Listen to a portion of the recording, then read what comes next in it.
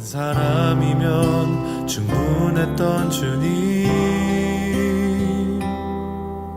주 말씀에 순종하는 자. 특히 또 우리나라에서는 또 특별한 시기, 오늘이 3.1절입니다.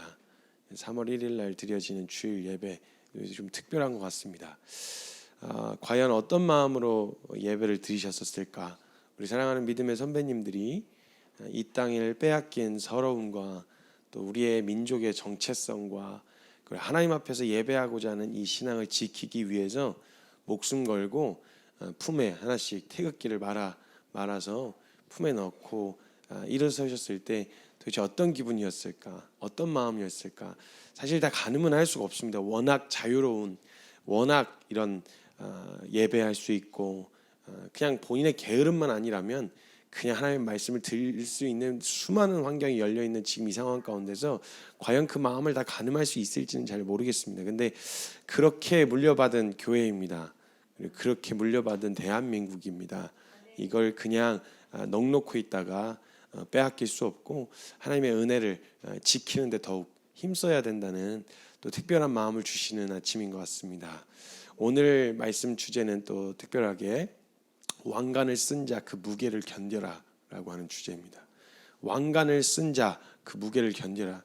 우리가 어떤 은혜를 받았고 어떤 사랑을 받았는지 잘 안다면, 우리가 잘 알고 있다면, 그 무게가 어떠한 것인지를 알고 우리가 받았다면 거기서부터 비롯되어지는 당연한 책임과 그거로부터 비롯되어지는 그것에게는 이런 태도가 있어야 된다고 생각해요.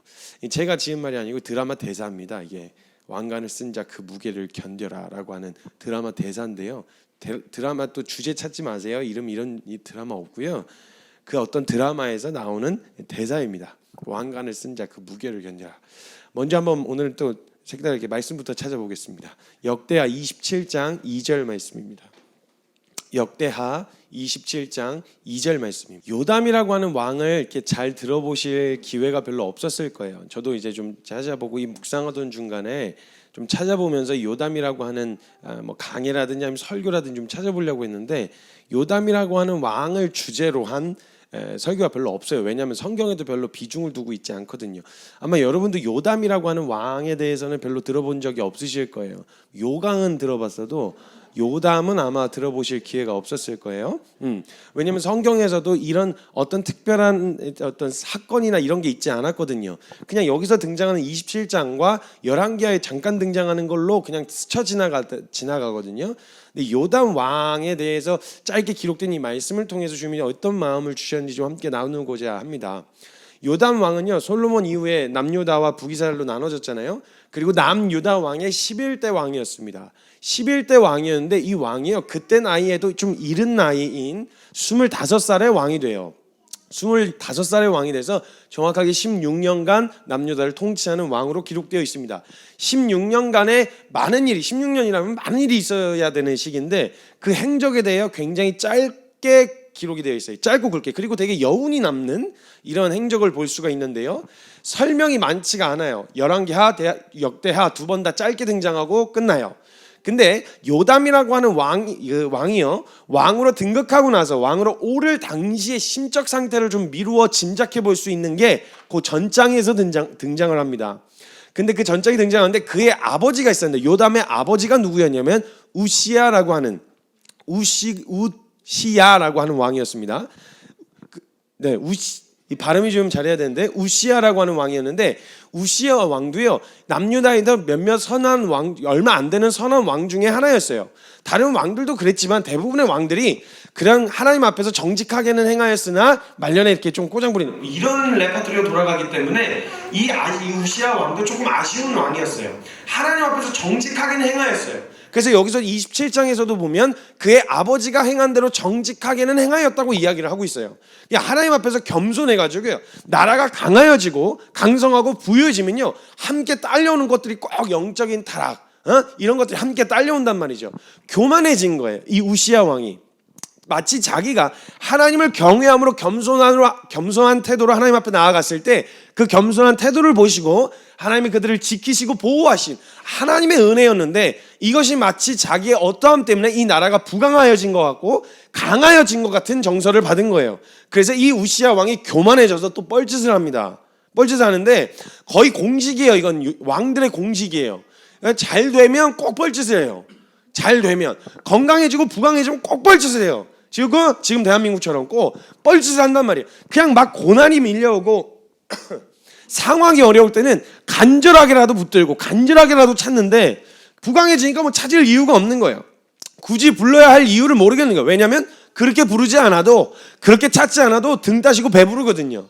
이때도 마찬가지였어요. 교만해져서 뻘짓을 하는데 큰 사역과 아주 일을 잘했었어요. 우시야가 대단한 사역을 일어나서 부강한 나라가 됐는데, 이런 레파토리로 반복되어진다는 건요, 우리에게 일어나는 큰 사역, 부강해지고 부유해지고 일 잘 되는 이런 것들이 별로 썩 우리에게 유익이 되는 것들은 아니라는 걸 미루어 짐작해 볼 수 있는 거예요. 인간의 욕심과 죄인된 본성 안에서 여유롭고 부강해지고 등 따시고 배부른 것이 꼭 하나님을 찾는 데 도움이 되는 건 제가 봤을 때 아닌 것 같아요. 그건 아닌 것 같아요. 그래서 하나님이 복을 주셔서 이렇게 됐다? 뭐 좋은 용도로 사용되어지면 너무 좋은데 그렇게 쓰기에는 조금 아직 일러요. 하나님이 주시는 물질적 부여와 안정적인 삶의 패턴, 이것이 하나님이 주신 복이다라고 보기에는 아직은 이르다는 거예요. 기회로 볼 수는 있겠어요. 기회로. 그것이 복이 되어질 수 있는 기회일 수는 있겠지만, 이것이 복이다라고 하는 것은 조금 아직 판단하기엔 좀 섣부르지 않나, 이런 생각이 든다라는 거예요. 하나님 큰 성공과 큰 업적이요, 하나님을 잘 따랐을 때 오게 되는 대가는 아닌 것 같습니다. 성경의 여러 사건들과 흐름들을 봤을 때요, 하나님을 잘 따라서 부강해지고 하나님을 잘 따랐기 때문에 성공하고 유명해지고 돈 많이 벌고 이런 건 하나님을 따랐을 때로부터 오는 대가는 아닌 것 같아요. 왜냐하면 예수님 안 따라도 돈 많이 벌거든요. 예수님 따르지 않아도 유명하거든요. 예수님 따르지 않아도 부강해질 수 있고요, 든든해질 수 있어요. 큰 사역과 업적은요, 주님 잘 따랐기 때문에 허락된 거라기보단 일 잘하면 돼요. 그리고 돈 많이 금수저 물고 태어나면 돼요. 그럼 성공할 수 있어요. 돈 많이 부유하게 할 수 있어요. 굳이 꼭 자수성가하는 거는요, 주님 믿고 잘 따랐기 때문에 얻어졌다라기보다는 성실하면 돼요. 될 사람은 되더라고요. 그러니까 이런 걸 봤을 때 뭔가 부강해졌다, 그걸 은혜로 해석하기 위해 그렇게 해석한 거면 모르겠는데, 그런데 이게 그냥 자연스럽게 그냥 기복주의 신앙처럼 내가 잘 따랐기 때문에 얻은 거다라고 보기에는 주님이 그런 걸 허락하시기에는 너무 위험해 보이는 도구인 거죠. 어찌됐건 하나님을 경외함에 대한 대가로 강성해졌다? 글쎄요, 그 해석 자체가 모든 것에 하나님의 허락하심으로 받는다면 이해할 수 있겠지만요, 이스라엘의 말년을 보면 꼭 그것만이 유익한 것이 아니라는 걸 증명하고 있다는 거예요. 근데 이스라엘이 우시야 왕에 의해서 강성해지고, 아니죠, 하나님에 의해서 주님이 지키시고 보호하시는 그 은혜의 손길이 있었을 때, 그때 더 주님을 붙들고 더 주님 앞에 엎어졌어야 했는데, 이 우시야 왕이 교만해진 거예요. 교만해져서 왕이었어요. 왕과 제사장의 역할은 완전히 달랐습니다, 그때. 근데 이 왕이 그때 당시에 마음이 교만해져서 악을 행하는데 무슨 짓을 했냐면, 여호와의 전에 들어가서, 성전에 들어가서 제사장만이 할 수 있는 일을 자기가 하려고 그래요. 자기가 그 일까지 다 하고 있어요. 내가 하나님 앞에 설 수 있을 만큼 내가 이만큼 업적을 이뤘고 내가 이만한 일을 했다 이거야. 이래가지고 우시야 왕이요, 전에 들어가서 제사장만이 할 수 있는 분향을 주님 앞에 올려드리려고 하는 거예요. 분향을 하려고 하는 거예요. 이때요, 이때요 굉장히 정직하고 올고 샀던 제사장 아사랴라고 하는 제사장이 있었어요. 어차피 잘 안 외워지실 거예요. 그냥 들으세요. 아사랴라고 하는 제사장이 있었는데, 이때 제사장 80명을 데리고 왕이 따라 들어갔는데 같이 따라 들어가요. 이건 아니니까. 아무리 와도 이건 아니니까. 이걸 터치할 수는 없는 거예요. 아무리 왕이라도, 아무리 국가를 그렇게 만들고 부강하게 만들었다고 하더라도 이건 역할이 분명한 거예요. 이걸 건들 수는 없어요. 그래서 이 우시야가 따라가는데 아사랴 제사장이 80명의 제사장을 거느리고 같이 따라 들어갔어요. 그리고 가서 아주 충언을 해요. 아주 올고 잤어요. 눈치 보지 않고 충언을 하는 거예요. 딱 받으면서 분향을 하려고 하는 손을 딱 잡았어요. 왕이 이거 아니에요. 이거 아닙니다. 주제 넘지 마세요. 딱 한마디 그냥. 쉽게 말하면 이렇게 얘기한 거예요. 역대하 26장 18절의 말씀에 보면 이렇게 적혀 있습니다. 우시야 왕 곁에 서서 그에게 이르되 우시야여 여호와께 분향하는 일은 왕이 할 바가 아니니 오직 분향하기 위하여 구별함을 받은 아론의 자손 제사장들이 할 바니 성소에서 나가소서. 왕이 범죄하였으니 하나님 여호와에게서 영광을 얻지 못하리이다. 이렇게 얘기를 해요. 이거요 쉽지 않거든요. 이런 충언을 하는 건 정말 어려워요. 그리고 충언일 뿐만 아니라 하나님 앞에서 이건 올바른 태도가 아니라는 거예요. 아무리 대단한 놈이라도 아무리 잘난 놈이라도 하나님 앞에서 이러한 태도는 허용될 수가 없는 거예요. 그래서 아주 올곧게 아사랴가 충언하는 거예요. 주제 넘지 마십시오. 여기까지 너무 나가셨습니다. 이때 우시야가 정신을 차렸어야 했어요. 내가 무슨 짓을 한 거지? 하고 얼른 정신을 차렸어야 되는데 이전 마음 같았으면 반드시 들었을 충언을 우시야가 듣질 않아요. 왜냐하면 마음이 교만해져서 귀가 어두워졌거든요. 귀가 어두워져서 더 이상 듣지 않는 거예요. 왜냐하면 내가 우시야야, 내가 이스라엘을 내가 남녀를 어떻게 만들었어? 이거 니네가 지금 이거 누리고 있는 것들 다 내가 한 거야 이거. 내가 우시야라고. 내가 이 나라를 그냥 우시야 이렇게 예전에 했을 땐 재미없었는데 너 많이 컸다 막 제사장한테 얘기할 수 있는 거 아니야? 너 많이 컸다. 내가 누군지 알고 지금 손 안 떼? 손 안 떼? 이런 식으로 나온 거예요. 이런 식으로 나오니까 이 하나님께서 돌이킬 기회를 분명히 주셨어요. 경고를 했단 말이에요. 이거 왕이 할 바가 아닙니다. 그러면 그때라도 얼른 제사장에게 넘기고 제가 정신을 놓치고 있었어요. 나라가 너무 부강해져갖고 제가 정신줄을 놓은 모양입니다. 죄송합니다 하고 엎어졌어야 했는데 이 우시야가 이때 화를 내면서 막 난리를 쳐요. 이때 하나님이 그를 보시고 악하셨어요. 너무 주제를 넘었어요. 이거는 하나님이 허락하시고 허용한 범위 안에서여야 하는데 이 친구가 너무 하나님 때문에 내가 하나님 앞에서 이렇게 했기 때문에 나라가 부강해진 거야. 이런 마음 때문에 가서 하나님 앞에도 설 수 있을 만한 그런 자격을 스스로 부여한 거예요. 그걸 보신 하나님께서 안 되겠다 싶으셔서 그를 치세요. 나병이 걸려요. 그래서 나병 환자들을 장애가 있거나 문제가 있었던 사람은 여호와의 전에 절대 들어가지 못했거든요. 그때 제사장에 의해서 쫓겨나요. 내쳐져요. 성전에 들어올 수 없을 정도로 그냥 내쳐지는 거예요. 그리고 그 상태로 죽는 날까지 나병 환자가 돼서요. 죽는 날까지 여호와의 전에 발 한 번 그 근처에도 못 들어가고 늙어 죽어요. 썩어 문드러서 죽어요. 이게 우시야 왕의 말년이었어요. 그때 당시에 나병은 부정한 자로 여기던 문화였잖아요. 하나님께 버림받았다. 특히나 지금 이 상황은 대놓고 하나님께 벌을 받은 상황이었기 때문에 이 상황에서 더 이상 왕으로서 임무를 수행할 수도 없었고요. 그리고 그때 당시 백성으로부터 완전히 외면당해 버린 거예요. 그리고 별채에 들어가서 죽는 날까지 썩어 문드러져 죽는 게 이게 우시야 왕의 말년이었단 말이에요. 그리고 이례적으로 이전 왕이 죽기 전에 썩어 문드러져 가고 있는 아버지를 옆에다 두고 별채에다 두고 이례적으로 왕이 죽기 전에 왕이 된 사람이 바로 요담 왕이었어요. 이게 바로 요담이에요. 그러니까 그때 당시에 요담 마음 안에 심적 상태를 보면요. 만약 요담이 왕이 되기 전에요. 아버지를 통해서 하나님을 경외하고 겸손히 행하였을 때 어떻게 주님이 책임지시고 보호하신지를 요담은 봤어요. 그리고 어떻게 교만을 떨었을 때 교만해서 발광할 때 어떤 꼴 나게 됐는지를 두 눈으로 보게 된 거예요. 이걸 봤단 말이에요. 그리고 백성들의 변덕도 봤어요. 나라가 부강해져서요. 막 그럴 때는 죽고 못 살 것처럼 막 따르다가 근데 딱 돌아서서 나병 환자 걸려서 완전히 내쳐지니까 그땐 거들떠도 안 보는 거예요. 왜냐면 부정한 사람이니까. 만져도 안 되고 근처도 가면 안 되니까. 양심이라도 있으면 그 혜택을 본 사람들이 가서 아이고 이를 어째요. 제가 당신을 위해서 기도해드리겠습니다. 아이고 정말 마음이 너무 이런 말이라도 했어야 될 텐데 별채 누구도 가까이 할 수 없이 혼자서 그냥 썩어 문드러져 죽어가는 아버지를 봤단 말이에요. 이런 상황에서요. 요담이 하나님 앞에 가서 잘못했다고 용서해달라고 구할 수도 없었어요. 왜냐하면 하나님께 범죄하여서 얻은 나병이었거든요. 그럴 수도 없는 거예요. 자, 그러니까 요담 마음 안에는요. 두 마음이 존재하고 있었습니다. 하나님께 버림받으면 어떻게 되는지를 봤어요. 또 한 가지는 백성들로부터 외면당하면 어떻게 쓸쓸하게 비참하게 죽어가는지를 요담 마음 본 거예요. 이 상황에서 만약 요담은요.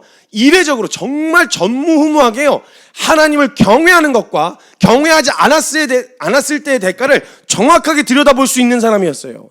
그럼 아주 정확한 태도로 주님 앞에, 항상 왕으로 이어받을 때 개혁을 일으켰던 왕들은요, 항상 그 전 왕들은 여호와 보시기에 심히 악하였다로 시작해요.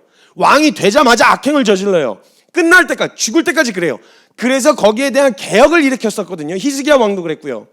근데 지금 우시야라고 하는 왕은요, 여호와 보시기에 정직하게는 행하였어요. 그러다가 하나님 앞에 교만하게 행하였을 때 어떻게 되는지를 봤단 말이에요, 지금.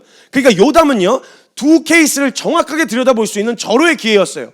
요담만큼은 이 기회 앞에 섰을 때요, 정말 하나님을 경외하는 것과 무엇을 제해야 되고 무엇을 하나님 앞에 올바르게 세워야 되는지에 대해서 정확하게 배울 수 있는 기회가 주어졌었단 말이에요, 요담은. 그러면 뭐라도 했어야 됐어요. 왜냐하면 그걸 정확하게 배웠다면 정말 이건 이래저래 볼 수 없는, 저와 여러분이 지금 마치 보고 있는 뜻이, 하나님을 경외하고 엎어졌을 때 하나님이 어떻게 지키시고 세우시는지를 봤고, 하나님을 따르지 않고 경외하지 않았을 때 어떠한 대가 앞에 놓여지게 되어진지를 저와 여러분이 똑똑히 목격하고 있다, 이 말입니다. 그 요담 왕이 지금 정확하게 배웠어야 했어요. 가장 올바르게 자기 자신을 점검할 수 있을 뿐만 아니라 나라를 정돈할 수 있는 절호의 기회였어요. 이때 왕으로서는 흔히 배울 수 있는 기회가 아니었단 말이에요. 상황을 억지로 만들어서 너 서민 경험해봐, 서민 체험해봐 이래갖고 시장 가가지고 이거 얼마예요 이래갖고 주워 먹는 이런 거 말고 실제로 나라 꼴 어떻게 돌아가는지를 요담이 봤단 말이에요. 절호의 기회였단 말이에요. 언제든지 등 돌리는 사람들의 변덕에 놀아나지 않고, 사람 의지하지 않고, 교만하지 않고, 하나님 두려워하지 않으면 어떻게 되는지를 목격했다면요, 요담은 하나님 앞에서 늘 겸손하고 정직할 수 있었어요. 근데 요담은 제대로 배우진 않았어요. 성경의 평가가 긍정적으로 끝나는 것 같지만 여러분, 절대 충돌할 수 없는, 공존할 수 없는 두 개의 가치가 한 구절 안에 존재하는 걸 제가 발견한 거예요. 보세요. 이게 요담 왕을 보면요, 요담 왕이 되고 나서 굉장히 어이없는 태도를 취했는데요, 도저히 이해되지 않는 문장이 한 구절 안에 다 들어가 있는데 하나님도 무섭고 사람도 무서운 거예요. 이걸 정치에 접목시켜요. 그래서 어떤 정치를 하냐면 2절 한번 보실까요? 여기서 말하는 백성의 부패는 뭐냐면 우상숭배입니다. 자, 여호와 보시기 정직하게 행하였는데 백성들의 부패를 허용했다. 여호와 보시기에 정직하게는 행하였는데 백성들의 부패는 허용했다. 이걸 손대지 않아요. 죽는 날까지 손댔다는 말이 없어요. 이거에 대한 개혁이 없어요. 어떠한 조치도 내리지 않아요. 보세요. 첫 번째, 여호와 앞에서 죽을 때까지 그닥 삐딱한 것을 찾아볼 수가 없어요, 요담에게서는. 27장 2절 말씀에 성전에는 들어가지 않았다라고 했는데, 성전에 들어가지 않았던 건 왜 그랬냐면, 아버지 우시야가 성전에 들어가다 분향을 했다가 어떻게 되는지를 봤거든요. 무서운 거예요. 두려운 거예요. 그 잘못된 태도로 인해서 어떤 꼴 났는지 보았기 때문에 두려워서 들어가지 않은 거예요. 그러니까 하나님을 진짜 두려워하긴 했어요. 하나님을 무서워한 거예요. 그래서 6절 말씀에 보면요, 요담이 그의 하나님 여호와 앞에서 바른 길을 걸었으므로 점점 강하여졌더라 라고 이야기를 해요. 여기서 끝났으면 별 문제가 없어요. 진짜 이렇게 끝이 났을 수도 있어요. 좋게, 긍정적으로. 근데 뭐냐면요, 두 번째는 2절 말씀에 백성들은 여전히 부패하였더라. 백성들의 우상숭배와 타락에 대한 어떠한 조치도 취하지 않아요. 같이 동조하지도 않지만 그렇다 할 개혁을 일으키거나 어떤 특별한 조치를 취하지 않는 거예요. 이게 지금 도저히 공존할 수 없는 이 두 개의 가치가 한 구절 안에 갇히는 거예요. 이스라엘이 뭐하다 망했는지를 봤어요. 저희가 봤단 말이에요. 이스라엘이 지금 성경 전체를 저희가 다 역사를 살펴봤을 때는 이스라엘이 결국 뭘 하다 망했냐면 우상숭배하다 망했어요. 근데 그 백성들의 우상숭배를 허용했다. 이게 과연 여호와 보시기에 정직하게 행하고 여호와 보시기에 하나님 앞에서 경외하는 사람이었다면 이걸 허용할 수 있는 가치냐는 거예요. 이걸 허용할 수가 없거든요. 근데 밑에 보면요, 열왕기하 15장 34절에서 35절 찾지 마세요. 요담이 그의 아버지 우시야의 모든 행위대로 여호와 보시기에 정직하게 행하였으나 오직 산당을 제거하지 아니하였으므로 백성이 여전히 그 산당에서 제사를 드리며 분향하였더라. 이렇게 얘기해요. 다른 말로 이렇게 표현한 거예요. 아직도 산당하면서 다른 우상들에게 우상 숭배하고 있었다는 거예요. 이 백성들이 정직하게 행하였는데, 그리고 요담이 뭐 하는 줄 아세요? 3절 말씀에 보면 그가 여호와의 전 윗문을 건축하고 오베 성벽을 많이 증축하고 라고 적혀 있어요. 그러니까 자기는 자기 나름대로 여호와의 전을 위해서 성문을 증축하고 여호와의 전을 위해서 해요. 왜? 나는 여호와 경외하니까, 하나님 두려워하니까, 하나님 앞에서 정직하게 행하니까. 그럼 얘네들은, 백성은 우상 숭배 하도록 산당을 내버려둬. 왜냐면 얘네 반란 일으키면 나 또 별채 갇혀갖고 이렇게 늙어 죽으면 어떡해. 그러니까 얘네들은 그대로 하도록 둬. 나는 하나님 섬긴다, 너는 나가 뒤져라, 이거예요. 이거란 말이에요. 지금 이런 태도를 취하고 있는 거예요. 하나님 앞에 정직하게 행하는, 하나님을 경외하는 것과 백성들의 우상 숭배, 이건 절대 섞일 수 없는, 공존할 수 없는 가치인데 이게 어떻게 가능하냐는 거예요. 아니, 따르는 거면 따르는 거고 떠나는 거면 떠나는 거지, 백성 나는 하나님 섬기지만 니들 우상 숭배해라 이렇게 내버려두는 게 과연 가능하냐는 거예요. 미루어 짐작컨대 지금 왕이 되었을 요담의 마음은요, 굉장히 위축되고 소심해 있는 상태였어요. 왜냐면 그때 봤거든요. 아버지가 어떻게 내쳐지는지. 성전에서 질질 끌려 내려오는 거예요. 왜냐면 그 이후에 바로 왕이 됐다는 건 그 25살, 그냥 20대 전후반으로 해서 아버지의 강성함과 아버지가 끌려 내려오는 걸 두 눈으로 봤다는 얘기잖아요. 그러니까 잔뜩 긴장한 거예요. 저렇게 나도 끌려오면 어떡해. 여호와의 성전에 들어가다 나도 저렇게 버려지고 내쳐지면 사람들도 나한테 다 등 돌리고 그렇게 죽는 거 아니야? 이런 두려움. 그러니까 하나님 앞에서는 정직하게 행해. 근데 백성들의 타락은 뭐라고 하지 않아. 왜냐면 내가 그렇게 버려질까 봐. 근데 이 공존할 수 없는 두 개의 태도를요, 공존할 수 있는 방법이 있어요. 공존시켜도 전혀 문제가 없을 수 있는 방법이 하나 있어요. 뭐냐면요, 왕관 벗고 내려오면 돼요. 그러면 걔네들이 개판을 치든 뭘 하든 내 책임 아니니까 나는 여호와 앞에서 보시기 정직하게 행하면 돼요. 근데 문제는 요담이 왕이었다는 거예요. 왕관을 쓰고 그 자리에 앉아서 남유다의 모든 것에 대한 책임을 져야 할 자리에 있었다라는 거예요. 만약 그게 싫고 사람 두려워서 그렇게까지 못하겠어, 그럼 왕관 벗고 내려와서 하나님 경외하고 그렇게 할 수 있는 사람에게 넘겨줬어야 했어요. 근데 그건 싫은 거예요. 왜? 밥그릇이니까. 문제가 요담이 남유다의 왕이었다라는 거예요. 왕이라는 사람이 하나님의 영광과 하나님의 그 은혜를 흘려보낼 통로로서 부르심을 받았던 남유다의 왕이었던 사람이 백성들의 타락과 우상숭배에 대한 어떠한 조치도 취하지 않으니까 백성들은 너무 좋죠. 얼씨구나 좋은 거예요. 여호와 보시기에 정직하게 해놔서 나라는 강성해져 가는 것 같은데 나는 내 꼴리는 대로 우상숭배해도 전혀 문제가 없대, 법적으로. 그러면 그냥 마음대로 꼴리는데 나라는 부강해. 그러니까 무슨 꼴 나겠어요? 어느 나라 꼬라지하고 너무너무 비슷한 거예요. 그냥 고리탑은 하나님, 거룩과 순결을 요구하는 하나님이 아니라 있는 대로 자신이 원하는 대로 정욕과 원함을 있는 대로 드러내고 살 수 있는 다른 우상들을 산당해서 제사를 드리면서 백성들은 그렇게 허용하고 있는 거예요. 이게 이때 당시 상황이었어요.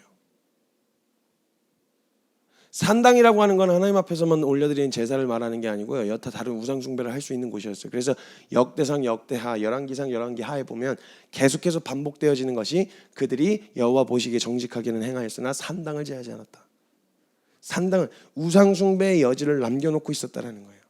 아니, 그럼 사람이 두려우면 아예 사람들의 비위에 맞춰 살든지, 자신의 아버지 우시아를 통해 하나님 두려운지를 보았으면 하나님 두려워함으로 살든지. 근데 우시아가 어떤 말년을 보냈는지 아는 요담은요, 하나님께도 버림받을 게 두려워서 막장으로 살지 못하겠고, 그렇다고 오직 하나님을 경외하며 살게도 사람들이 자신을 버릴까 봐 두려워서 그렇게도 못 살겠고, 그래서 그가 왕으로서 16년간 통치하면서 유다에 미쳤던 영향력은요, 아예 타락해서 하나님을 반역하고 떠나갔던 왕만도 못해요. 16년간 아무것도 안 해요. 성경에 뭔가 기록된 업적들이 있어야만 그가 대단한 일을 했다? 전 그걸 그렇게 생각하진 않아요. 근데 만약 이 태도를 유지했더라면, 만약 이 태도를 요담이 유지했으면요, 아마 16년간 아무 짓도 안 했을 거예요. 아무 짓도. 자기는 하나님 앞에서 정직하게 행하였을 거예요. 하나님 앞에서 경외함으로 따랐을 거예요. 근데 백성들의 타락에 대해서는 아무 말도 안 했을 거예요, 아마. 요담은 여러 가지 생각이 있었을 거예요. 소심해져서 주제 넘지 말아야지, 내가 무슨, 이런 여러 가지 생각을 했을 수도 있어요. 그건 한 개인으로서 그렇게 반응하는 게 뭐가 문제가 되겠어요? 한 개인이 그냥 살면서 에이 내가 무슨 이렇게 하면 무슨 문제가 되겠어요? 근데 문제는 그가 왕이었다라는 거예요. 맡은 책임이 있고 하나님의 대리자로서 하나님의 거룩과 하나님 외에 다른 신이 없다는 것을 백성들에게 드러냈어야 했고 온 열방 가운데 드러내야 할 책임이 있는 자리에 있었던 사람이었단 말이에요. 이방 나라에게도 드러내야 될 책임이 있는 왕이 그런 소심함을 갖는 게 그게 과연 겸손일까요? 그게 소심일까요? 그건 절대 소심하다 너스레 떨었다고 말할 수가 없어요. 나이가 어리다는 핑계도 될 수가 없어요. 왜냐하면 히스기야도 같은 나이였거든요. 마치 비교해 놓듯이요. 역대 29장 요 다음 장에 요 다음 왕이야 요담 이 왕이 아무것도 해놓지 않는 바람에 그 뒤에 아하스라고 하는 왕이 일어났고 나라를 개판으로 만들어 놓는단 말이에요. 그리고 나서 그 다음에 똑같이 요담과 같은 나이로 왕에 올랐던 사람이 바로 29장에 등장하는 히스기야였어요. 25살이었어요. 역대하 29장 1절 말씀을 보면 히스기야가 왕위에 오를 때의 나이가 25세라. 마치 비교해 놓듯이 에이 어려서 그래. 에이 어리니까 그럴 수 있지라는 말이 말도 안 되는 소리라는 것을 보란 듯이 히스기야의 나이가 공개되어 있어요. 25살이었다고. 히스기야가 들어가 왕이 되자마자 전부 다 완전히 다 쓸어버리고 성전에 있었던 우상 숭배하던 것들 다 끄집어내고 성전 정화를 시작해요. 그리고 제일 먼저 한 게 유월절을 성대하게 치르는 일이었어요. 25살이요. 사람들이 그때 당시 아하스가 개판 만들어놨고 온갖 그냥 백성들과 사방 천지에 다 우상이었고 사람들이 그 정욕과 원함들은 마음대로 노출되어 있었던 그런 상황이었단 말이에요. 그때 눈치 안 보고 개혁을 일으켰던 게 히스기야였어요. 25살이요. 25세더라. 25세 이상 다 25세 이하는 내가 이해할게요. 25세 이상은 다 나이가 어려서요 뭐 제가 잘 몰라. 아니요. 우리가 맡겨진 자리 그 왕관의 책임 쓰고 있는 책임이 어떤 것인지 그 무게를 모른다면 차라리 벗고 내려가시든지. 근데 지금 같은 나이에요. 25살에 동갑이 돼서 동갑인데 왕이 되자마자 첫 달부터 여호와의 전들 문을 열고 보수를 하기 시작해요. 보수를 하는 거예요. 요담이 이런저런 핑계로 하지 않아서 그의 아들 아하스 때 완전히 하나님에게서 떠나 사회적으로 골마 터진 것들을 과감히 뜯어고치는 개혁을 시작하는 거예요. 눈치 안 보고. 어리다는 핑계를 결코 낼 수 없는 거예요. 왜냐면요 그가 맡고 있는 자리와 역할은 핑계가 통하는 자리가 아니거든요. 일개 그냥 백성이라면 그냥 한 청년 평범한 25살 청년이었으면 그래 뭐 그냥 그렇게 넘어갈 수도 있을 것 같아요. 근데 지금 있는 요담과 요아스 죄송해요. 아하스 다 헷갈려요. 요담과 아하스, 히스기야, 우시야 이 모든 왕들은요 이러한 핑계가 상황이 이래서요 이것 때문에요 저것 때문에요 이렇게 핑계를 댈 수 있는 위치가 아니었어요. 그 사람들은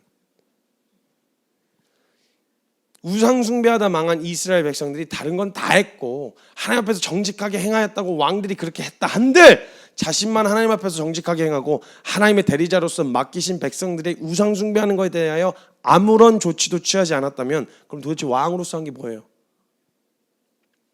여기서 정직하다고 얘기한 거는요 왕으로서 요담이 개인으로서 하나님 앞에 선 거에 대한 이야기는 있겠지만 백성들에게 어떤 조치를 취했냐고요. 요담은 자신의 위치에서 이건 직무유기였고요 아무것도 하지 않은 무책임함이었어요. 근데 그 아무것도 하지 않았던 그 무책임함이요 누군가를 죽음에 이르게 할 수 있는 책임이 있는 자리에 서 있다는 걸 망각하고 있었던 거예요. 만약 하나님도 무섭고 사람도 무서웠으면 왕관 던지고 내려와서 평범하게 살든지. 근데 그건 못하지. 왜? 떨어지는 떡고물이 있으니까. 왕으로서 누릴 수 있는 것들은 다 누리고 정말 내가 두려워하는 하나님을 위하여 해야 할 개혁들은 사람 무서워서 하지 못하면 더 시간만 질질 끌 게 아니라 당장 내려오시라고요. 당장. 하나님의 그 자리에서 왕관 쓰고 있었을 거라면 욕 좀 먹어도 마땅히 그 왕관을 씌워주신 하나님 앞에서 대리인으로서 왕으로서 백성을 다스려야 할 그런 책임 있는 자로서 했어야 하는 일들에 대하여 과감하게 시도했었어야 했다고요. 요담은 자신이 쓰고 있는 왕관의 책임과 그 무게를 모르는 게 아니었어요. 그냥 무서워서 못했어요. 두려워서. 요담이 왕일 당시에 사역하던 선지자들은요 우리가 다 알고 있는 기라성 같은 선지자들이었어요. 만약 요담이 하나님 앞에 정직하게 행하였다면 그 선지자들의 이야기를 안 들었을 리가 없어요. 그때 당시 사역했던 선지자들이 이사야, 미가, 호세야 이런 선지자들이었어요. 다 아시죠? 다 아시는 선지자, 이런 기라성 같은 선지자들이 가서 외쳤을 거란 말이에요. 이스라엘 백성들의 타락과 유다의 하나님 앞에 경외하지 않는 우상 숭배와 이거에 대해서 분명히 외쳤다면, 하나님을 경외했고 정직하게 행하였다면 이거 들렸을 거라고요. 근데 그걸 듣고도 아무런 조치를 취하지 않는 거예요. 선지자들만 애타게 목놓아 부르짖는. 그러니까 가만히 있으면 중간이라도 간다는 말이 있죠. 근데 아무것도 하지 않은 요담에 의해서 그 다음 세대가 홀랑 말아먹어요. 그 다음에 또 무너지고 홀랑 날려먹고 또 다시 돈을 들여서 여호와 정은 보수하고 홀랑 날려먹고 또 보수하고 홀랑 날려먹고 또 보수하고 홀랑 날려먹고, 이게 반복되는 게 이스라엘 역사였어요. 그러면 마음에 소망함이 있었던, 하나님을 경외한다고 일어났던 다음 왕이 또 재정 모아가지고 다시 가서 또 보수해야 되고 또 다시 가서 정리해야 되고, 우상 싹 다 끌어내면 그 다음 왕 홀랑 말아먹고 또 끌어내고.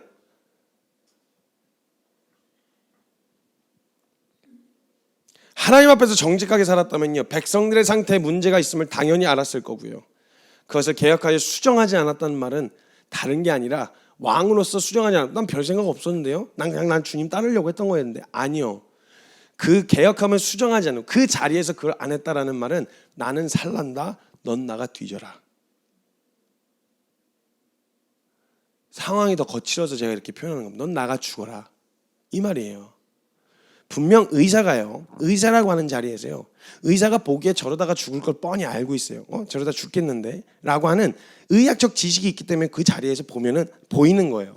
근데 죽을 걸 뻔히 아는데 자기는 알고 있는데, 그렇게 하진 않지만 그렇게 하고 있는 사람들에게는 아무것도 하지 않았다. 그걸 알고는 있지만, 그렇게 죽는 사람들이 분명 눈앞에서 죽어가는 건, 너 그렇게 하다가 죽는데 라는 걸 알고 있으면서 아무런 조치도 취하지 않아요. 나는 아니까 나는 그렇게 안 하면 돼. 그렇게 하다 죽는 걸 알아도 난 그렇게 안 하면 돼. 나는 별로 상관없는 사람인데 뭐.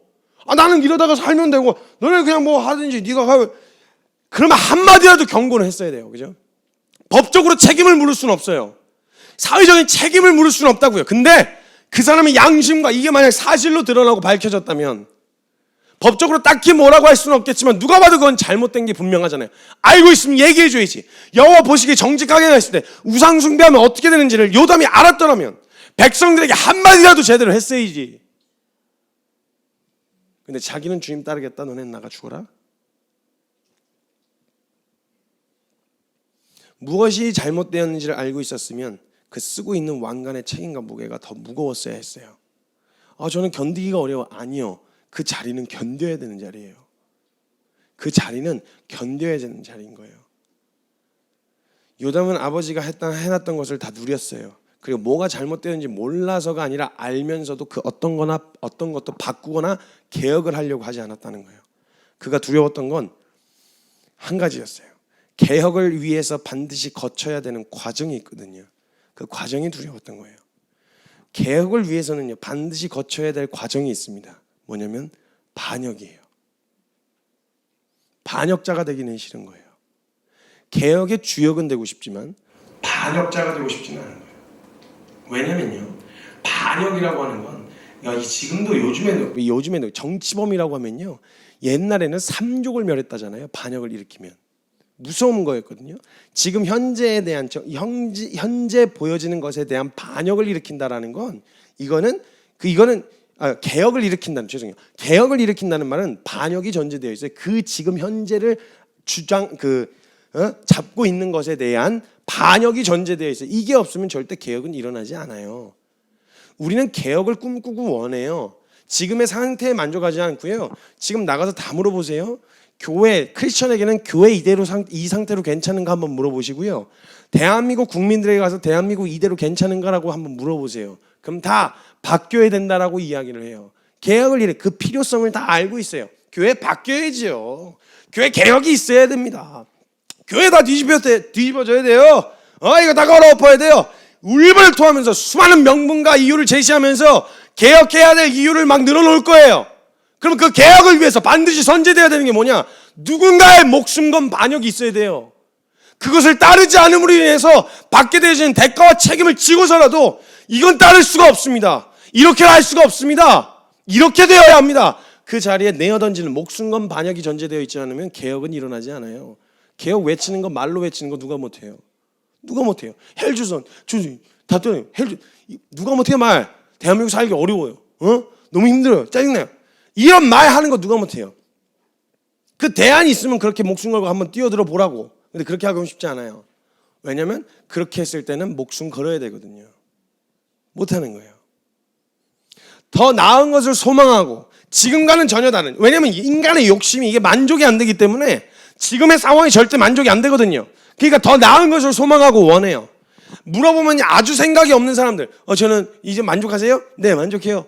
왜냐하면 생각이 없거든요. 이렇게 생각 없는 사람이 아니고서는요, 사람들이 자기가 있는 상황에서 만족을 대부분 못해요. 더 나은 것을 원한단 말이에요. 잘못되었다고 생각해요.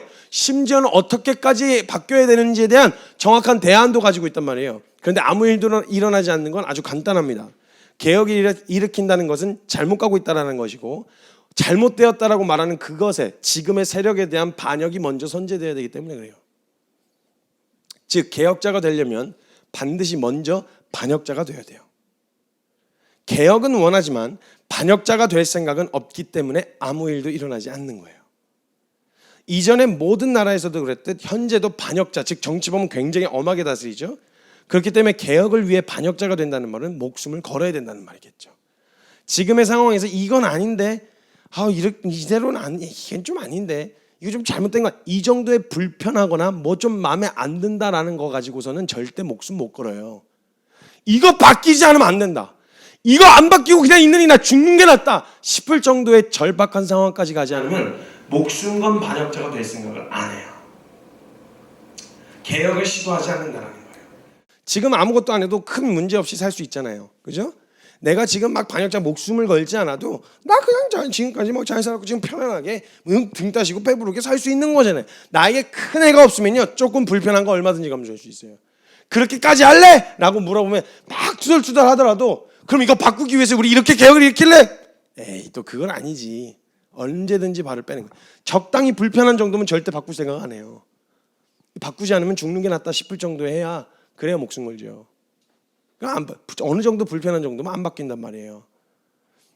지금 아무것도 안 해도 자신의 삶에서 인생을 살아가면서 별 문제 없이 살 수 있거든요. 괜히 긁어서 부스럼 만들고 싶지 않은 마음이, 그런 마음으로는 아무것도 바뀌잖아요. 말년에 히ዝ기야가 그랬어요.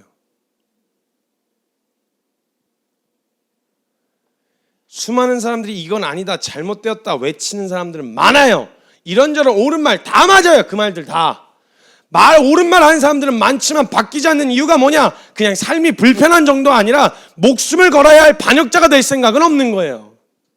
바뀌어야 한다고 말하는 지금 이때 필요한 건 옳은 소리를 위해서 뒤에서 키보드 치고 있는 사람들이 아니라, 잘못되었다고 말하는, 아니라고 말하는, 흔하다, 보편적이다, 상식적이다라는 것에 대한 목숨 건 반역 아니면 안 된다라는 거예요. 우리가 종교의 개혁의 주축이었던 개혁자로 존경하는 마틴 루터도요, 시작부터 개혁자가 아니고요, 그 모든 세력을 주도하고 있었던 정치, 경제, 문화, 이 모든 것에 영향력을 행사하고 있었던 천주교의 반역자, 천주교로부터의 반역자로 시작했어요. 잡히면 그냥 화형당하든 몰아서 그냥 죽임을 당할 수 있는 상황이었단 말이에요. 우리가 그냥 성공한 것 같아 보여서 지금의 개신교회 종교 개혁을 이뤄냈으니, 와, 개혁자 마틴 루터입니다. 종교 개혁 500주년, 얼마 전에 500주년 했었고, 이런 것들을 존경하면 박수는 치지만, 실상 그때 당시 마틴 루터는요, 그때 그냥 흔하다, 보편적이다, 이게 상식적이다 라고 깔려 있었던 그 모든 문화와 정치에 영향력을 행사하고 있었던 천주교 자체가 아니라, 그때 당시 사람들의 상식, 괜찮아, 그냥 적당히 해, 그렇게 살아도 돼, 뭐가 문제야, 그냥 앉아서 살아, 다 그런 거 알고 있지만 그냥 입 닫고 살잖아, 왜? 먹고 살 수는 있으니까 라고 말하는 그 보편적인 일상에 대한 반역을, 그 반역의 자리에 누구도 서고 싶지 않았던 거예요. 왜냐면 이게 통째로 흔들려 버리니까. 잘못된 줄을 어느 사람들은 알고 있었어요, 성직자들도. 근데 떨어지는 떡구리 너무 많은 거예요. 떨어지는, 입으로 떨어지는.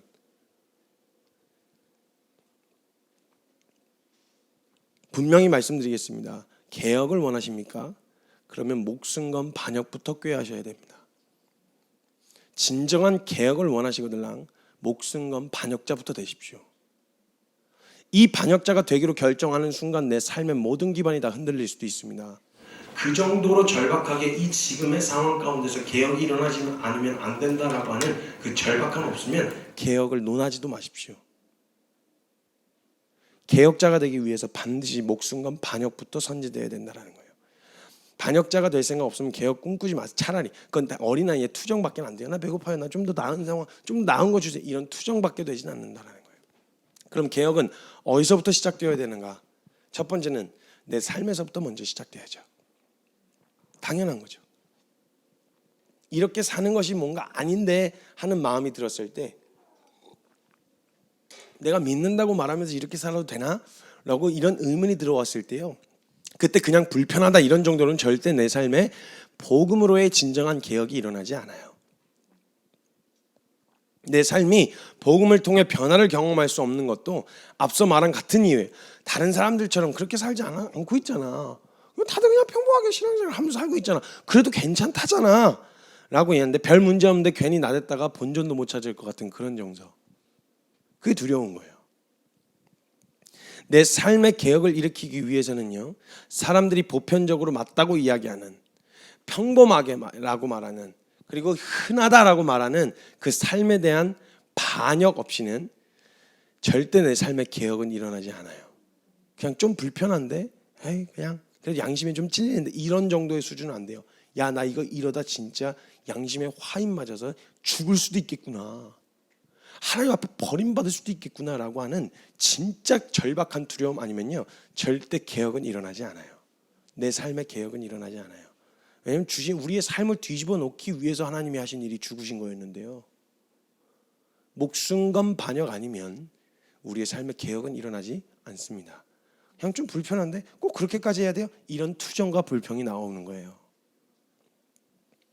이런저런 핑계와 합리화로 내 삶에 대한 변화와 개혁이 가능하다고 말씀하시는 그 말씀을 무시하고 다들 그렇잖아 라고 하는 그런 핑계로 그냥 넘어가려고 한다는 거예요. 그러면서 또 내 삶이 안 바뀌는 건 고민을 해요. 희한한 정서예요. 그런 거 다른 거 없어요. 약이요. 다른 게 없어요. 매가 약이에요. 그냥 그건 맞아야 돼요. 그냥. 그러니까 그렇게 제시를 했잖아요. 목숨 걸고 반역자가 되라고. 근데 그게 싫으면서 내 삶이 왜 안 바뀌지에 대한 고민을 하고 있다? 이거 말 자체가 어불성설이죠. 말이 안 되는 거예요. 그런 고민하는 건 그냥 배때기에 부른 고민이에요. 그런 거 굶겨야 돼요. 아니면 맞거나. 그 자리에 서지 않으면 내 삶에서의 개혁은 이루어지지 못합니다. 다시 말씀드리겠습니다. 목숨 건 반역 없이 개혁을 꿈꾸지 마십시오. 반역자가 되지 않고 개혁자 될 생각하지 마시라는 거예요. 두 번째, 잘못된 제도와 문화에 대하여 개혁이 일어나야 합니다. 분명히 말씀드렸습니다. 잘못된이라고. 내가 보기에 마음에 안 드는 게 아니라 분명히 하나님의 말씀을 근거로 잘못되어진 것을 말하는 거예요. 지독히 인본주의적이고 자신의 정욕과 원함을 부추기고 합리화에 눌러 앉아 있을 수 있게 하는 것은 그 어떤 합리적인 이유와 지식과 학문이 있다고 하더라도 그것을 따르지 않으려는 목숨을 건 과감한 반역자가 되어야 합니다. 괜찮아. 에이 그런 촌스러운 믿음을 누가 요즘에 그런 식으로 믿어? 라고 이야기하더라도 과감하게 말씀으로부터 벗어난 철저하게 내가 중심이 된 말씀 중심이 아니라 철저하게 내 중심이 된 이것으로부터의 개혁이 일어나려면 그것부터 반역을 꾀하셔야 돼요. 그것을 따르지 않겠다고 하는. 사람을 두려워하고 아무리 우리는 사람 따르는 사람이 아닙니다. 하나님 말씀을 따르는 사람들이죠. 아무리 교회라고 하는 이름을 갖고 있다 한들 정통이라고 하는 내면류가 있다고 해도 말씀을 따르는 것이 아니라 사람을 두려워해서 사람에게 맞춘 문화와 제도라면 과감히 따르지 않겠습니다. 타락한 가톨릭도 그때는 정통이었어요. 그때도 공부하는 무식한 것들은 하나님의 말씀을 알 수가 없다고 성직자 외에는 말씀을 손댈 수 없게 만들었어요. 그것에 대한 반역, 첫 번째 반역이 뭐였냐면 성경 번역이었어요. 아니다. 이 하나님의 말씀은 누구에게나 들려줘야 할 복음이다. 이거 전해져야 된다. 그 정해놓은 제도를 거스르고 마틴 루터가 먼저 한 게 성경 번역이었어요. 성경 번역. 독일어로 성경 번역하는 거. 천주교 입장에서는 이건 반역이에요. 이 성경, 그래서 우리가 잘 알고 있는 롤랄드라고 이야기하는 사람들, 성경이 된 사람들이라고 이야기하는 그 사람들도 그때 당시 잡혀서 성경 번역되고 이 번역된 성경을 나누어 주거나 이야기를 하면 이 사람들 그냥 잡아서 죽임을 당하는 거였어요. 그때 제도가 그랬다고요. 그럼 그 입 닥치고 제도가 그러니까 그냥 입 닥치고 있으라는 얘기예요, 그거? 여러분 그 사람들 보면서 왜 이렇게 나대? 여러분 혹시 그 뮤지컬이나 뭐 이런 내용들을 보시면서 저 사람들 왜 이렇게 나대? 왜 이렇게 극단적으로 살아? 꼭 저렇게 믿어야 돼? 이런 생각하셨어요 혹시? 그때 당시 그게 제도였어요. 건드려서는 안 되는 불문율이었단 말이에요. 성경을 번역하거나 서민들의 손에 들려지는 거, 이거 안 된다, 이건 불가능하다, 이게 그때 당시의 제도였다고요. 하나님 말씀은 그렇지 않다. 그 제도에 대한 반역이었다고요. 뭐 어떻게 따를까요? 그 제도를 따라야 됩니까? 이거 따르는 게 옳은 거예요? 이거 하나님을 따르고 하나님 말씀을 순종한다고 말하는 사람들이 그 말을 따르는 게 맞냐고요? 아니요. 그 제도에 대한 개혁이 일어나야 돼요. 그럼 그 제도에 대한 반역이 먼저 선제돼야 되는 거예요. 당연히 욕먹어요. 반드시 욕먹을 수밖에 없어요. 지금 말하는 올바른 신학, 정통 신학이라든지 만들어진 배경도 하나님 앞에서 정직하지 않고 왜곡되어 자신의 유익과 이익을 챙기던 부패한 종교인들, 타락한 천주교, 거기서부터 반하는, 그거 아니다라고 반해서 만들어진 교리잖아요 지금 다. 그게 왜 또 다시 그게 정통이 돼서 그것에 대한 반역으로 개혁을 일으켜서 지금의 정통 신학, 올바르고 건강하다고 말하는 신학이 만들어진 거였는데 왜 근데 그때처럼 똑같이 지금 때가 어느 때인데 옛날에야 기라성 같은 신학자분들과 만날 기회가 없고 다양한 말씀을 들을 수 있는 환경이 없었다 하지만 지금 전 세계 모든 신학자분들 인터넷으로 만들 수 있고요, 공부할 수 있고 배울 수 있는 자료들이 넘쳐나요. 옛날 같지 않단 말이에요. 지금 어떤 직책을 가지고 있느냐로 사람을 판단하는 시대를, 이 사람을 직책 가지고 사람을 평가하는 시대는 거의 지나가고 있어요. 이젠 실력으로 증명해야 되는 거예요. 이 상황, 이 문화, 다른 게 아니라 이 상황 가운데서 왕관을 쓰고 그 자리에 맡겨져 있었으면 내 유익과 내 만족 때문이 아니라 정말 들려줬어야 할, 반드시 이야기했어야 할 그 이야기를 양보하지 않고 했어야 되는데 그걸 못하는 이유가 뭐냐? 이 제도에 반하는 순간 내 모든 삶의 생계가 다 뒤틀려고 흔들려 버리거든요. 이건 싫은 거예요. 이거 어떻게 하면 유지하면서 이것도 갈 수 있을까? 이걸 고민하면서 나온 타협점이 뭐냐면 지독한 인본주의죠. 너는 그냥 그렇게 살아, 괜찮아. 그럼 가서 물어보세요. 예수 믿는다고 말하는 사람들한테, 가르친다고 말하는 사람들한테 예수님을 따르려면 자기를 부인하고 십자가 지고 나를 따를 것이니라고 말씀하신 이 말씀을 어떻게 해석해야 되냐고 한번 물어보세요. 뭐라고 이야기해 주나? 동의해요. 다 맞다고 이야기를 해요.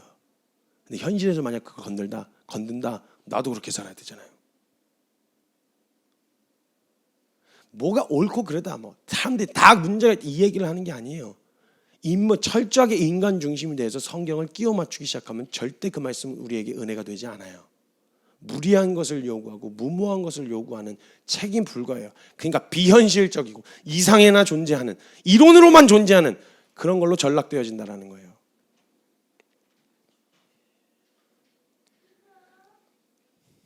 주님께서 허락하셔서 살게 하신 그 자리, 씌워주신 왕관, 그 무게를 견뎌야 되는 겁니다. 그럼 세 번째, 어디로까지의 개혁이어야 하는가? 반역을 일으켰어요. 반역을 일으키는데요, 진짜 무서운 건 뭐냐면요, 개혁은 지금 아닌 것들을 무너뜨리는 게 목적이 아닙니다. 올바른 것으로 향하게 하는 게 목적이지, 개혁은 지금 잘못해서 다 뜯어고쳐, 다 무너뜨려, 이게 자체가 목적이 되어져서는 큰일 납니다. 어디로까지의 개혁이 분명하지 않으면요, 다 때려 부신 다음에 그때부터 공황 상태가 돼요. 무정부 상태가 된다는 거예요. 무서운 거예요. 이거 올바른 방향성이 없으면요, 개혁은 무의미해요. 반역 자체는 저거 나쁜 새끼, 기분 나쁘려고 다 죽였어요.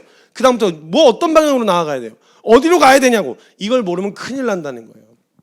어디까지 가야 개혁이라고 말할 수 있는가? 본질로 돌아가야 된다는 거예요.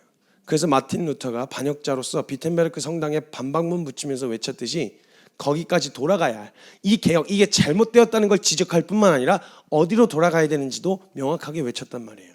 다른 게 아니에요. 오직 성경으로, 오직 은혜, 오직 믿음, 오직 예수 그리스도, 오직 하나님께 영광 될 때까지. 아니면 이 땅에서 내가 맡겨진 역할이 이 땅에서 그건 그 다 되어지는 상황은 보지 못하더라도 내 한평생 인간의 역사에서 반역자로 생을 마감하는 한이 있더라도 주님은 아시잖아요. 첫 번째, 우리 삶의 개혁이 일어나야 됩니다. 보편이라고 말하는, 흔하다라고 말하는 그 자리에 목숨 건 반역자로 서셔야 돼요. 두 번째, 하나님을 경외하지 않는, 말씀으로 비롯되지 않은 문화와 제도에 대한 반역이 일어나야 돼. 개혁이 일어나야 합니다. 이 역시 흔하다, 보편적이다 인식이 깔려있는 이 자리에서 우리가 먼저 목숨 건 반역의 자리에 서야 된다. 세 번째, 어디로 돌아가야 되는지 명확하게 하셔야 돼요. 오직 성경입니다. 오직 은혜입니다. 오직 믿음입니다. 오직 예수 그리스도입니다. 오직 하나님께 영광입니다. 그리고 주님 그렇게 살다가 인간의 역사에서, 인간이 바라보는 역사에서는요, 역사는 지 나름대로 해석하기 나름이니까 인간들 역사에서는 반역자로 끝을 맺었다 하더라도 우리가 그 자리에서 하나님 말씀 지키겠다고 몸부림쳤다면 주님은 기억해 주실 거예요. 뭐 하다 왔냐? 주님이 씌워주신 그 왕관, 그 무게를 아주 잘 견디다 왔습니다.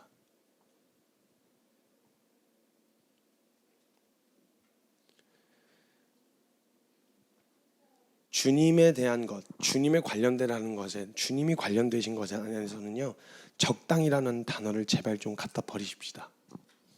그 말을 제일 많이 들으셨어야 하는 분이 하나님이세요. 적당히 좀 하세요. 좀 이 정도 했으면 버릴 만도 하잖아요. 이 정도 했으면 포기할 만도 하잖아요. 적당히 좀 하세요. 아니 하다가 어떻게 그렇게까지 하세요? 이거 적당이라는 말 주님 앞에서는 써서는 안 되는 단어입니다. 쓰지 맙시다. 적당히 하라는 말. 주님도 우리에게 적당히 하지 않으셨어요. 주님도 우리한테 적당히 하시면 무슨 일이 일어나겠어요? 그리고 젊은이들, 주님 앞에서 젊은이요, 주님은 영원을 사셨습니다. 주님은 영원을 사신 분이에요. 그분 앞에서 젊은이들에게 이야기하는 거예요. 젊은이들, 저는 하나님 말씀을 전하는 사람이니까 말씀드릴게요. 그냥 젊은이들, 내가 무슨 이런 겸손 같지도 않은 되도 않는 말 갖다 버리셔야 됩니다. 내가 무슨? 아니요, 그건 겸손 아니에요. 아닌 것이 누가 봐도 아닐 때 내 입에 먹고 사는 일에 매여 살지 말고 옳다고 하는 것에 대하여 의연히 분연히 일어날 수 있어야 되는 거 아니에요? 왜 틀리다는 것을 틀리다고 말을 못해요? 아닌 걸 아니라고 왜 말을 못해? 젊은이들이요. 그것이 사견이라면 모를까?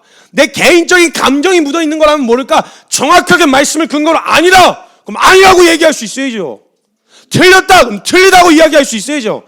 정죄하고 판단하는 말이 아니라 그 틀린 자리에 나도 서지 않으려고 하는 목숨 건 반역으로 그 자리에 함께 설 수 있어야죠.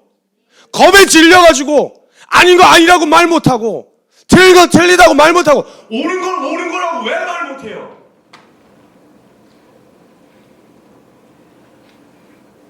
그리고 저 그냥 연배로서 선배님들이 계시다면 시간이 다 지나서 이제는 편히 쓰셔도 크게 문제될 건 없을 수도 있어요. 근데 사실이에요. 튀게 행동만 하지 않으면 별 문제 없어요. 근데 누가 물어봐도 문제가 있다고 말하는 지금의 문제 앞에서도 혼자 편안하시려거든 하나님께서 씌워주신 그 왕관 벗고 내려오세요.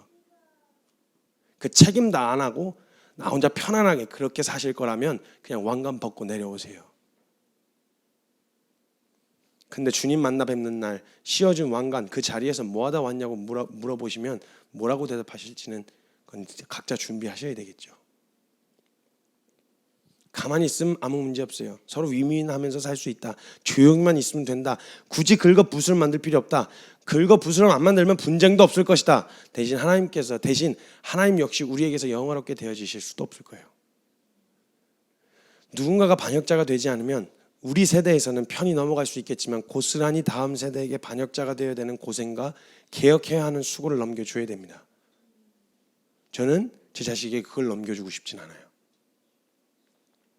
나 지금 이 상황에서 그냥 편하게 넘어가면 편하게 넘기고 나면 우리 세대 그냥 지나갈 수도 있겠고 그냥 넘어갈 수 있겠지만요, 그냥 눈 감을 수 있겠지만 그 개혁 반역자가 되어야 되는 그 모진 고난과 개혁을 해야 하는 그 수고로움을 우리 자식이 해야 된다는 거죠. 다음 세대에게 개혁해야 될 숙제를 넘겨주고 편안히 가시렵니까? 용기 있게 우리에게 씌워주신 왕관의 무게를 견디고 과감히 반역자가 되실 분 안 계십니까? 이대로 가면 안 돼요. 불과 몇 년 후의 모습이 불보듯 뻔한 거예요. 이대로 있을 수는 없어요. 개혁의 마중물이 될 반역자를 찾아야 합니다. 우리 세대에서는 반역자로 빛을 보지 못하고 개혁자가 되지 못한 채 반역자로 인생을 마감해도요, 우리 자식 세대들, 우리 세대들이 그 개혁의 주역이 될 수 있도록 그렇게 함께 서볼 수는 없겠냐는 거예요. 먼저 도전하고 싶은 게 있습니다. 목숨 건 반역자부터 됩시다. 개혁 이전에 먼저 선제되어야 될 반역부터 꾀합시다. 저 다른 건 몰라도요, 하나님 말씀 앞에서 신앙의 양심상 이건 못 다루겠습니다.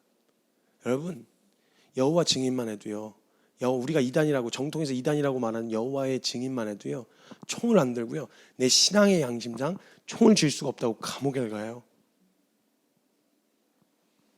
제가 진짜 너무 충격적인 얘기를 들었는데요, 수혈을 못 받는데요, 받으면 안 된대요, 그 여호와의 증인에서는요.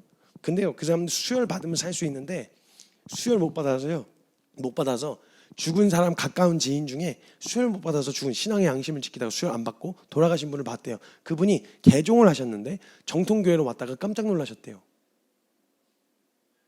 이게 믿는다고 말하는 사람이 많나? 그 사람들이 너무 의아해서 그 사건에 대해서 물어봤대요. 어떻게 그걸 말하는 사람들이 많나? 교종을 하실 수가 있어요? 그렇게 할 수가 있대요? 근데 이 사람이 당황해요. 그런 질문을 하는 정통교단 사람들한테 당황해가지고, 믿는다고 말하면 당연한 거 아니에요? 믿으면 당연하게 그렇게 하는 거 아니에요? 이건 쪽팔린 일입니다. 언제까지 극단적이다, 보편적이지 않다는 말로, 상식적이지 않다는 말로 언제까지 내 연약함 둘러대고 합리하고 넘어가실 거예요? 이제는 내 삶에 대한, 문화와 정통에 대한 개혁이 일어날 때가 됐습니다. 그 개혁의 주역들은 다른 이들에게 넘겨주시고 우리 먼저 반역자가 됩시다. 목숨을 건 반역자. 그 자리에 서서 주님 앞에서 그냥 개혁의 마중물이 되는 반역자로 그렇게 섰다고 얘기하면 기뻐하시겠죠. 제가 함께 같이 기도할 때요, 예전에 종교개혁 이전에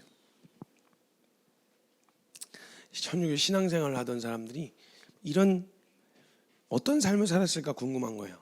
왜 말씀을 듣다 보면 말씀에 소망함이 생기잖아요. 나도 말씀 보고 싶다. 나도 하나님의 말씀 좀 제대로 좀 계속 좀 듣고 싶다. 이런 진지한 소망을 가진 사람들이 분명히 있었을 거예요. 근데 아마 나도 성경 나도 읽고 싶다. 이렇게 하면 아마 주변 사람들이 예이 주제 넘은 소리 하지 말어. 너 그 입 밖에 꺼냈다 그냥 큰일 난다 너.